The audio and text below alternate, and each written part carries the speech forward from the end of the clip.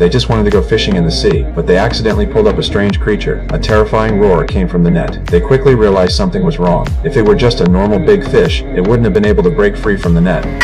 But they still didn't fully understand that real danger was quietly closing in. They naively thought they had caught a rare deep-sea species. They had no idea that a war between land and sea was silently starting at that very moment. A few days later, the British military bought the creature's body from them. In ancient texts and legends, people called this creature a sea demon, but now it's the 21st century, and from a scientific standpoint, the leaders prefer to call them water people. On the corpse's neck, biologists found a pearl. They suspected it was the water people's ID. It contained all sorts of biological data, but with human technology at the time, all they could detect was a bunch of calcium carbonate. Under the leader's orders, the soldiers put the pearl back in place. Since they now knew another civilization existed under the sea, they had to be careful and avoid doing anything reckless. Before leaving, one man looked at the water person suspended in midair, feeling a pang of guilt. But he was just an ordinary employee with almost no say in the matter. All he could do was secretly say a prayer for them. The leader decided to represent Britain and establish the first friendship with the sea civilization. The R&D team had developed a translation system based on the water people's vocal organs. Though still in testing,